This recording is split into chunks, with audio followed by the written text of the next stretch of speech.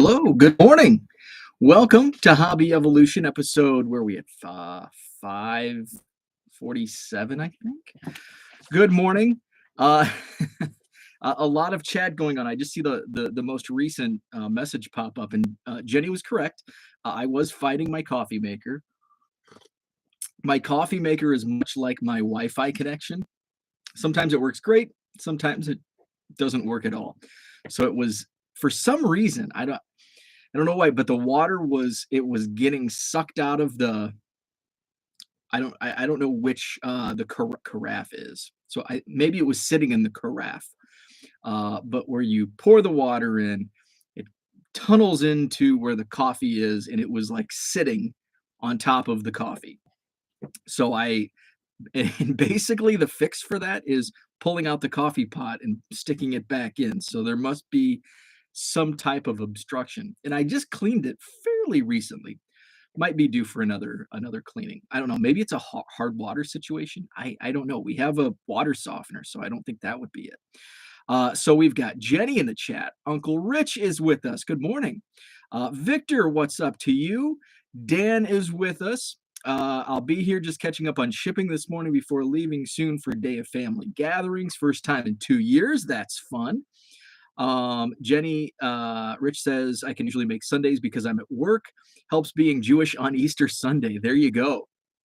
Had the Seder first time since 2019.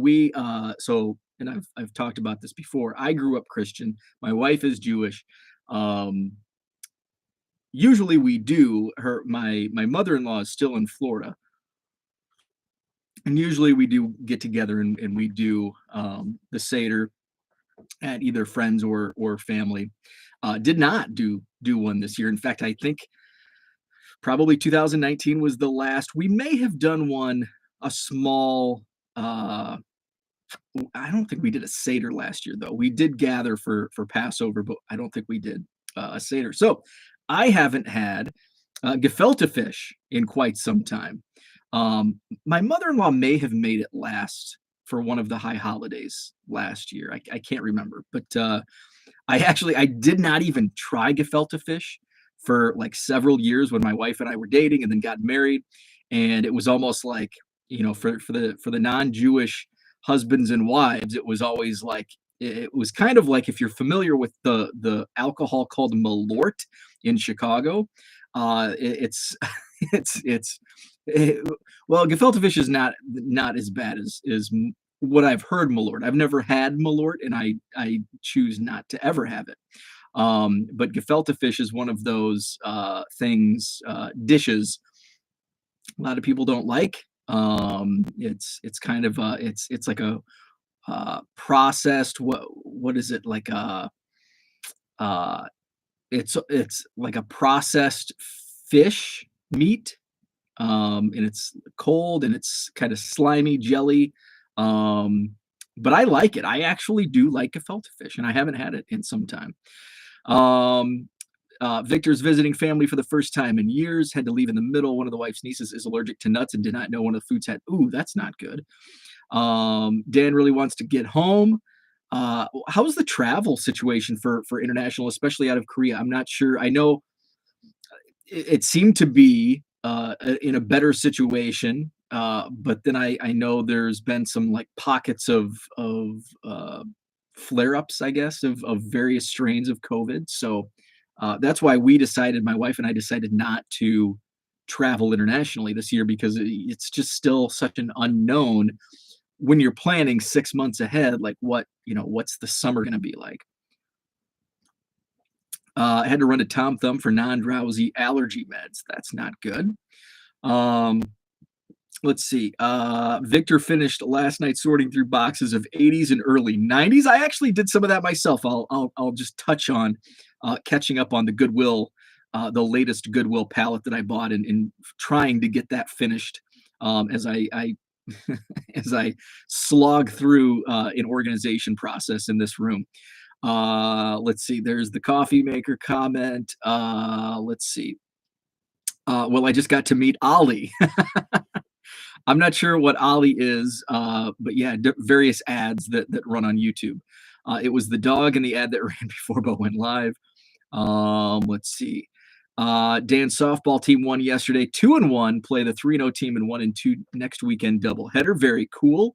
What exactly is a Seder? I'm gonna let, and I'm sure Rich has answered this already. Yeah, so Rich is, it's a dinner with a service. Yes, it's I'm not gonna be a very good explainer.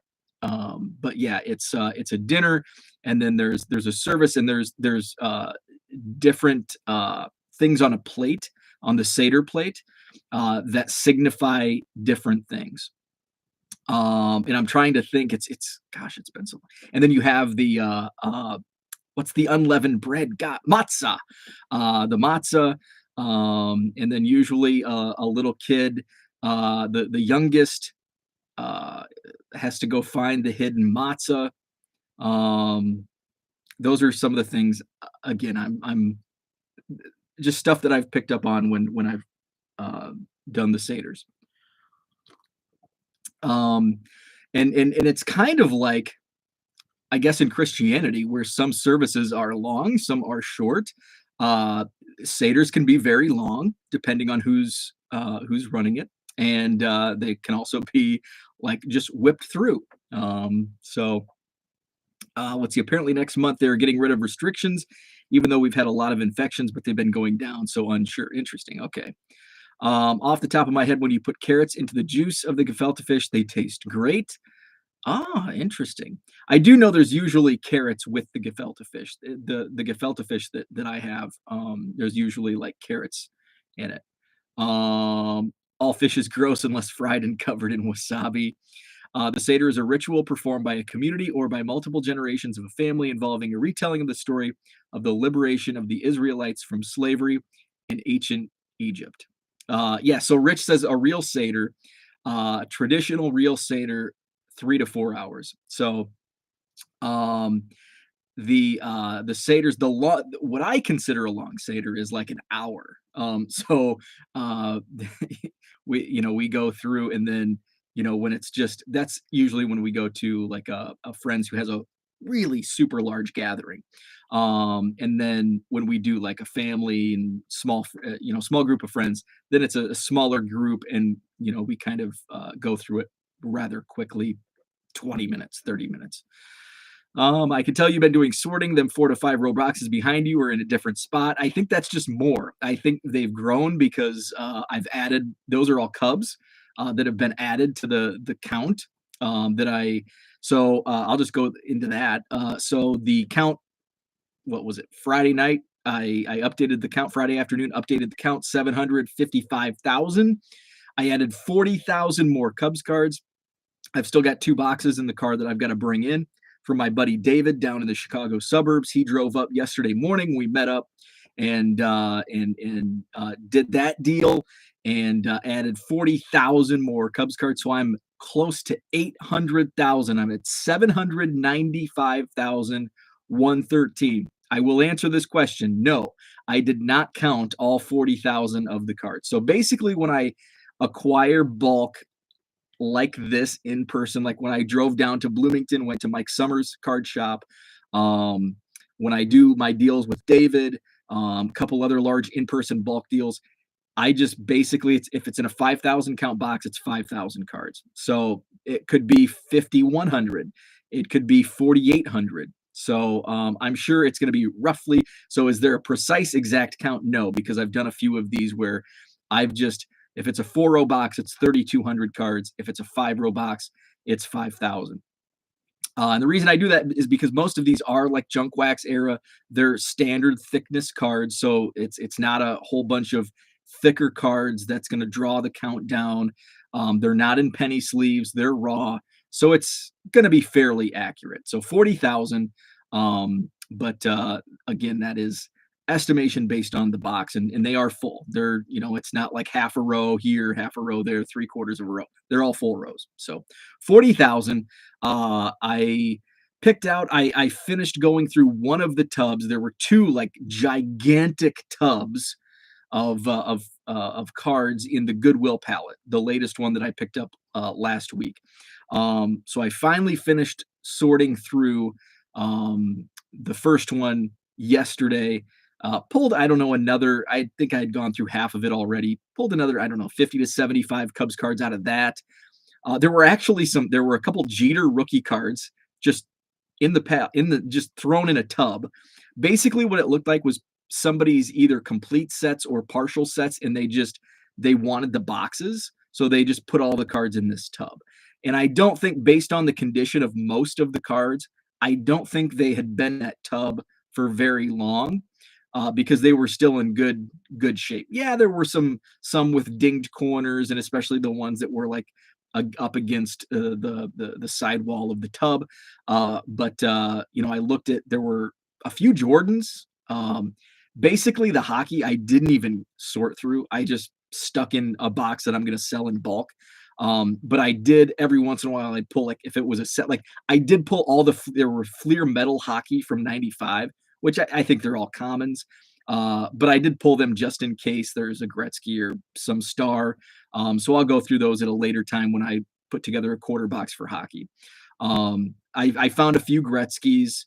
And again, most of the hockey I just threw in a box. I didn't even look through. So there's probably a bunch of Gretzky's in there that I didn't see. But there were quite a few Jordans, by quite a few, maybe 8, which I consider quite a few for what you would think would be commons. Like I said, a couple Jeter rookies, like the Tops draft pick rookie, I think, and some other decent star cards in there. Mostly there were a bunch of basketball, and it was a bunch of basketball and hockey, like not too much baseball, surprisingly, and not much football. It was mainly basketball and hockey from what I was going through. But unfortunately, the basketball ended at like the year before Kobe's rookie. There was a bunch of Fleer Ultra, but it was 95, 96, as opposed to his rookie year of 96, 97. So I was like, oh, come on, we're 1 year away. We're 1 year away. But no Kobe's. Let's see. Rich says one reason is you're also supposed to have count them, 4 glasses of wine during a Seder. So you have to break up the drinking. There you go. I've been buying starting lineup goalies. Very cool. Oh, no worries on the counting. We don't want to recount until it's 1 million. There you go. We will all come up and help with the recount.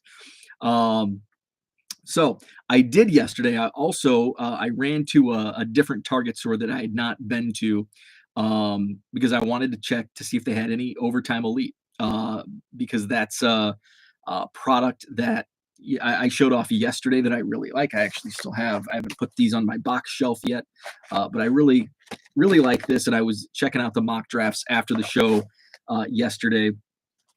Some other mock drafts just to see, but the Target that I wiped out. So I don't think, and I think I mentioned this a couple days ago, where I think the Target stores are actually getting stocked on Monday. And I read somebody, I think on Twitter, mentioned they think their Targets are getting stocked on Monday. I have actually seen, before I went to spring training and I had to get some stuff for my trip, there was a Target employee actually stocking the cards with the Excel bot, like that's the weird situation. I'm like, do you have any football? And he was being really weird, wasn't letting me, was trying to cover up the boxes as he looked, and just being a little suspicious, like he wasn't supposed to be stocking, or he was holding back product for a friend. That's kind of the jive I was getting. So it definitely looked like, because the XL vendor who stocks our area stores, very meticulous, always you can tell when he's been there, because everything looks really nice. Even a day later, you can tell, because the card section's not, 5 days later, it's pretty destroyed by, more people digging through, looking for different things and just making a mess of the card shelf. And it looked very messy yesterday, where it's like, okay, he definitely wasn't here on Friday. And so this was probably stocked several days ago. So I struck out, did not buy any, but I did go on Target. I bought 3 more blasters of the Overtime Elite, which allows me to maybe open another one on a rainy day, because I do want to leave a few sealed. Hobby Evolution get together at Bo's for grilling beer and Cubs counting. No chat for Zach playing catch up. The Blasters of Overtime Elite selling on eBay for 30 plus shipping. Interesting. I did not. I didn't not even look on eBay, but maybe I should go make another order. I bought 3 yesterday morning, so I have 6 total and 1 open. So I opened the one that I showed off some of the singles yesterday. Zach's Sports Cards and Collectibles. What's up? Welcome to the chat. How do you get cards from Goodwill, and do you find cards at other thrift donation stores? He saw some Overtime Elite Chrome at Walmart. So if you go to goodwill.com and you can find, they have a bunch of pallets on there. Not a bunch, but there's a few. They have other cards. Some of it's overpriced, some of it's not. So goodwill.com is a great place to look. I've never really found any in stores. When I do, it's like a 90 score update for $5 or something like that. So I I'll hit up a Goodwill store every once in a while just to look around. And usually I'm not even looking for cards. I'm looking for, various collectibles. And I usually strike out there too. Jenny says, not that I needed the Overtime Elite, but Bo is my enabler. I like it. Let's see. Dan says, Cardman Dan on Twitter just tagged me to post a graduate of our high school, De La Salle. Ben Hernandez is on a 2021 Topps baseball card. Very cool. Yeah. Is he Kansas City Royals, I think? I remember that name. So let's see. So that was my retail update. Cubs update. Goodwill update. I wrote my topics because I really had nothing for today. That's why you saw a generic thumbnail, because I just get a random Sunday talk. So if you have anything, drop it in the chat because I don't have really much to talk about. I have one more tub left to dig through. It's still in my car. As I was preparing for the onslaught of more Cubs cards yesterday, I was just kind of flipping through, and there's still some good stuff. I actually found there was one of those, what is it, a jewel case? One of those plastic cases. I think that's what it's called. And there was like a J.J. Watt rookie card. There was a Julio Jones rookie card. There was something else in there, and I was very surprised. So that might be a good tub to dig through. So we'll see. So I've got that tub, and then I think there's another random box, but it's likely going to be just junk. So this third Goodwill pallet, definitely not anywhere close to the first 2. Still fun. Still, definitely going to get my money back. I'll bulk it out and make, some of my money back, bulking it out. And then there were a lot of like $5, $10 cards. And then there's going to be just a ton of, $2 cards that I'll list in my eBay store. So, but still fun. And, but, no home runs, no Mike Trout rookies, no rare Marvel, promo cards, nothing like that. Tom Brady. Oh, there was some Tom Brady's in that jewel case I found. Tom Brady, the Brady Ball. I was going to talk about this on Saturday morning, and I forgot. I read the story either Friday or Saturday morning. So they've come to a deal. The auction house, and I forget which auction house it was. They've come to an agreement to just cancel the sale, which I think is great for all parties. I think that was an excellent move, just because it's basically an unprecedented occurrence. I mean, it's literally, it's still Tom Brady's last football, but he's out of retirement. So it'd be like in 2015 saying this is Tom Brady's final football. He's going to come back for 2016. Rich, thank you. Leland's was the auction house. So he will be back, but technically he still is. It's still the last football touchdown he's thrown until he throws one, this upcoming season. And I guess the reason it took so long to come to this conclusion, based on the ESPN article I read, was that the parties were waiting to make sure Tom Brady was going to stay retired. And they gave it enough time and realized, okay, it's legit. He's coming back. He's going to play. So let's cancel the sale. So Rich says, an attorney for the high bidder is noted attorney Jeffrey Lichtman, who has a major pre-war collection and specializes in Hal Chase. Interesting. I did not know that. That's very cool. So they canceled it, but Leland's did say there are still parties interested in this football. And now it's not just you can say, well, it's just another touchdown football, but it's not, because it has that story. Because at one time it was. He retired and then he unretired. It's uh, kind of like Michael. If a Michael Jordan, something significant from the basketball from Michael Jordan's last game, uh, that he scored in 1993. And then he came back in 1994. So and yeah, the timing. I mean, the auction ended on Saturday night, and on Sunday, Tom Brady says, "Nope, I'm coming back." So I mean, it was literally 12 hours later that Tom Brady unretired. So there's just that story. So it's still going to be a highly valuable football collectible investment. But yes, it's not the last touchdown that he's going to throw. And well, it could be. You never know. He could get injured in training camp and never throw a football again in the NFL. So you never know. But it's likely that it's not. Rich says one of those situations where no one is wrong. Yeah, I totally agree. I think it was the best result. It can go back out on auction, and it's not going to sell for nearly what it did sell for, but it's still going to bring more money than a typical Tom Brady football would have brought at auction. So that story is part one of that book has been written. Chapter one has been written of the Tom Brady ball. Gets set for the conclusion. So if Brady gets injured in preseason and doesn't ever play another game, there it is.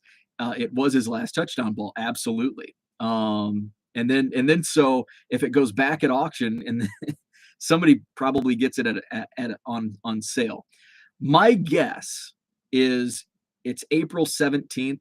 My guess is that ball doesn't go to auction until Tom Brady throws another touchdown. That's my guess, because Leland's and whoever consigned it with, the owner of the football and Leland's, are out a lot of money if they put it on auction, say in May, and then Tom Brady gets hurt in July and never throws a football again. They lost a lot of money because, yes, then it goes back to being his last football and the value increases greatly. So it's in the best interest, in my opinion, of Leland's and the football owner to wait until he throws another football. Maybe it's not, because then maybe it's the story's buried and you got to strike while the iron is hot. So maybe it is smart to do it leading up to. Maybe now as I talk it out, maybe it's wiser to wait until training camp, preseason. I don't know, but and maybe now's the right time because it's still in the news.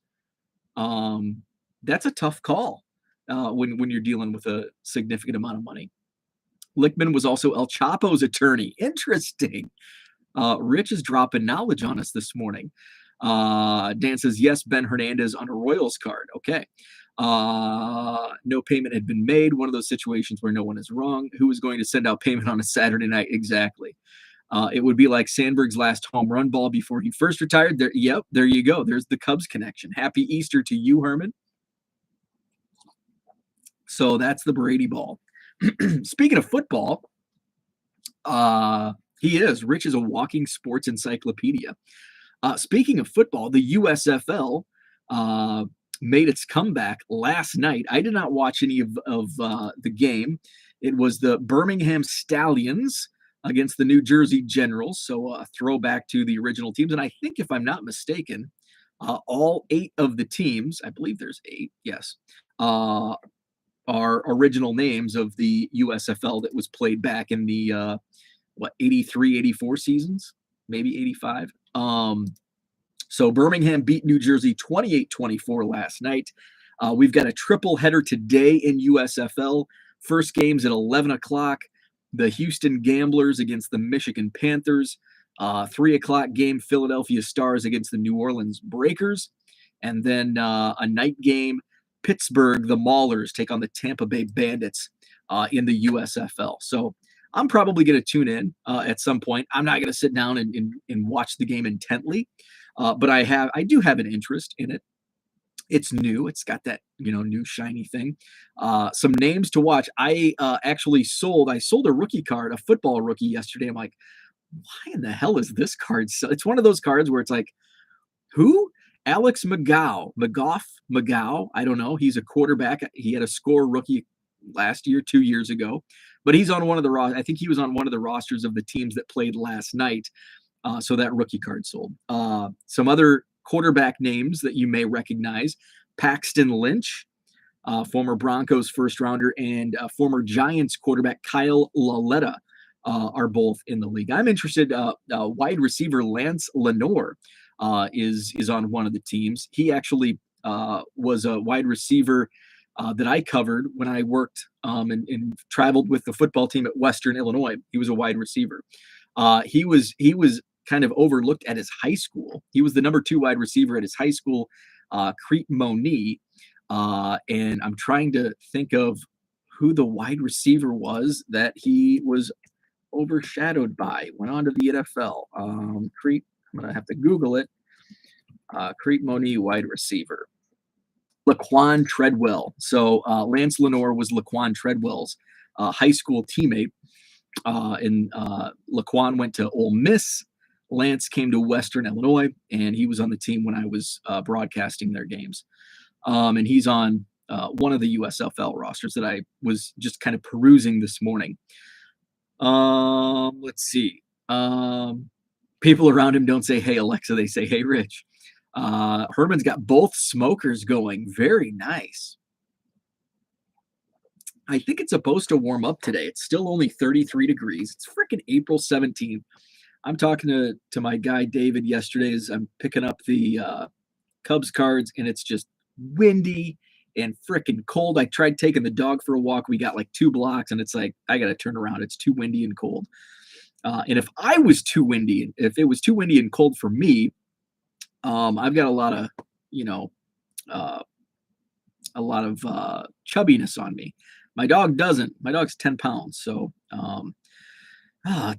it's chance of snow tomorrow. 39 degrees is tomorrow's high. That's awesome. But it does look like we're going to warm up. We're going to hit 70 next weekend. So that looks good. So for Herman coming in a week from next set, so 2 weeks away, we should be back. We should be close to spring weather by April 30th for the Madison Card Show. So super stoked for that. Got a lot of people coming in. April 30th, Madison Card Show, 120 tables sold out. There's a waiting list. I think I've got 20 tables on the waiting list. So there could be potential for 150. I think my max is like 155 in the taking up all 3 ballrooms in the mezzanine. So maybe later, and I don't see that happening in the next few months, just because I think April is going to be the last big show. Although there's a potential for the May Memorial Day show. I think Ryan may be coming up. Breakout Cards may be coming to the May show. So I think May could. I've got a lot of interest in May. I've already built a list of first time vendors that want to get in. So I think May could be another 120 table show. I think June, July, August. I just think with stuff going on, I just don't know if there's going to be a demand for a bigger show. But I think in the fall, I think I'll be able to take up all 3 rooms if they're available, and do 150 table show. So we'll see. That would be like my max, unless they let me take up the lobby, which they're not going to do. There's a lot of room. Just how about the business center? Can I throw a couple tables in the business center? So yeah, April 30th, Madison Card Show, Sheraton Hotel, free admission, 120 dealer tables, completely sold out, with a waiting list. Going to be a lot of fun. Can't wait for that. I think Herman should bring you a Southern delicacy. Hey, that would be, yeah. You got to stop talking about snow, right? Well, let's see. Tomorrow is April 18th. Is that what? Yeah. Did I say Monday? Today's Sunday. So yeah. Possibly snow on April 18th. We had 8 inches of snow as late as I think it was April 23rd, but by April 30th it was melted away. So don't worry. I think we should be good to go. It might be chilly, Definitely chilly by Georgia standards on April 30th, but we'll see. I'll keep monitoring that April 30th forecast. So the only other thing that I had was I was digging through last night, was on the couch and was tossing some singles on eBay. I was actually Jenny and I were chatting yesterday, and I said my eBay sales have sucked this week. The end of the week, I listed a ton of cards like Sunday through Tuesday, and I didn't see that spike that I usually see when I list that many cards. I did sell. I moved a bunch immediately, but not as much as usual. And then it's really slowed down here. Basically, like Thursday, Friday, Thursday and Friday were slow days. Saturday it did pick up. I don't even know. I didn't look this. I haven't gone into my eBay this morning. Um, let's see. But I did make some sales. I made one sale of some cards I was listing last night that I do want to share. So yes, I had a really good day yesterday. So my best day since April 9th. So that's what, 8 days. So over a week. So best day in over a week. So that was good. And that's kind of the number I was at yesterday was what I should be at on a daily basis, but haven't been hitting that mark. Although I was getting close Sunday, Monday, Tuesday. When I guess what?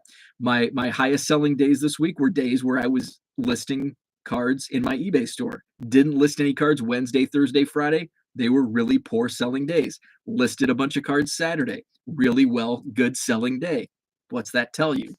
List, list, list. So I do need to be, even if I don't list, a bulk file exchange update, I need to be actively listing, at least a few cards. And when I say a few, I mean like a couple dozen, 20, 25. And I think I did make it to about 30 last night, maybe more. It's a pretty tall pile, but I did want to talk about that because I moved this Hunter Green, who was a number 2 overall pick. He was actually projected to be the number 1 back in 2017. This is a refractor from, can't even tell it's a refractor, from 2018. It's not a first, but I'm like, hey, Hunter Green, he's really hot. Made his debut last week. I think he had his second start yesterday. Another great start. He's looking really good. I think Hunter Green could be in contention. Seiya Suzuki had another good game against the Colorado Rockies. I think right now Suzuki's probably your front runner for National League Rookie of the Year. How silly is that? Okay, I will admit that's silly because we are a week into the season, 10 days into the season. But when you're talking a week and a half into the season, early front runners, Seiya Suzuki, probably your favorite. Hunter Green, right up there with 2 starts that were really good. This sold for $10. Pulled this. The box that I was listing out of was my Freeport card shop box that I had picked up a couple months ago, and I had held on to. I listed some, cards that were either hot or like retired players that I feel I can list anytime. But then there were players like Hunter Green, and there's still some other like first Bowmans, and I'm just going to sit on and wait until they get hot, hopefully at some point, and then list. So I did list a bunch. I listed the Hunter Green refractor, $10, sold right away. And that was a 50-cent card. They were all 50-cent cards. So a good return. Some of the other stuff that I listed last night. I've got some watchers, Buster Posey, refractor, Madison Bumgarner, rookie card from Heritage. I think I listed those for like $3. Let's see, what else was there? Parker Meadows, first Bowman Chrome refractor. He was in the news because his brother Austin was traded to Detroit, and I had a run on his. I should have listed that probably 2 weeks ago, and it would have moved. Let's see. I've this Garrett Whitlock first Chrome purple. He's kind of in the contention for a closing spot for the Red Sox. I listed this for $10, and I've got some watchers on it. Again, 50-cent card. What else was there? There was a Beltran number to 3,000 from Flair Showcase. I listed this because he's probably, or he will be on the Hall of Fame ballot for next year, which will be out released later this year. And then a bunch of first Bowman Kyle Tuckers, and I just made those a lot. Like 6 cards, 12, like $2 a card, $12 for the lot of 6. So those were some of the cards that I listed in my eBay store last night. So those were the topics that I wanted to touch on. The Faltsy is with us. What's up? Hoping to make it to the Madison Card Show in September or October, coming from Des Moines. Very cool. That is a hike, so I appreciate that. September's one. Last year, November was the card show that I had like circled on my calendar. Like, how's this going to be? Because it was the Saturday of Thanksgiving weekend, and it turned out to be an awesome show.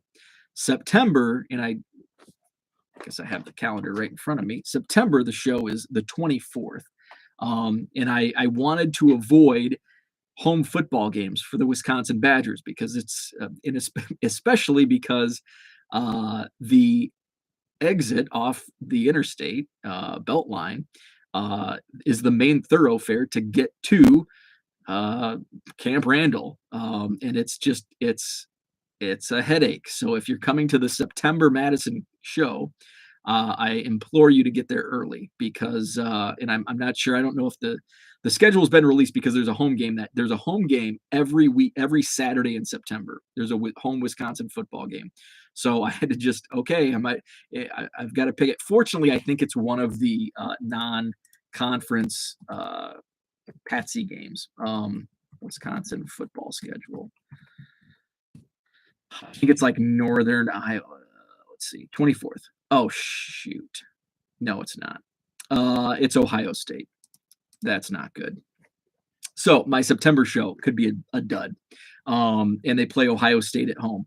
Is it a night? It's so the times have not been announced. So hopefully it's a night game. That would be in my best interest and everybody else who wants to vend and attend the September Madison Card Show because it's the same Saturday as the Wisconsin-Ohio State football game at Camp Ray. Or wait a second.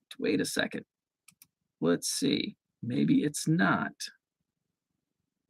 September. Okay, so September 3rd, Illinois State at Camp Randall. September 10th, Washington State at Camp Randall. September 17th. Oh, disregard. That's an away game. That is an away game. September 24th is at Ohio State. Fantastic. The other 3 weekends are at home. So September 3rd, 10th, and 17th are all home games. The 24th is an away game. So I got myself really nervous there for a second. So Faltsy, that would be a good one. October is October 22nd. Let's see. I'm pretty sure that was the only. Maybe it was October. No, October. There's a game at Northwestern. October 22nd. Oh shoot! Why did I do that? I wonder if they changed the schedule. October 15th, because October 15th. Oh, it's my wife's birthday. That's why I didn't schedule it on that day. October 22nd is homecoming against Purdue, so that's not good. So September is good. October is going to be a mess. That's not good. So I don't know if that schedule. I think this football schedule has changed because when I booked the dates for these shows, there was a home game every weekend in September because I've even told some of my dealers that I tried to avoid home games, Wisconsin Badger home games. And I recall several times telling them. And now I look at that and I scheduled a show on homecoming weekend. Not good. So, but we're going to roll with it. And if it's a dud, it's a dud. So, Faltsy, if you want to make either September or October, might want to make September. Might be a better show. So Dan's going to go to bed. Good night, Dan. Turkey Cards, good morning to you. Herman says, take it easy. I'm going to run. I've got some shipping to do. Have a great Sunday. Enjoy your Easter if that's your thing. back on tomorrow morning, 7 a.m. Central. And we'll chat then. Have a great rest of your weekend.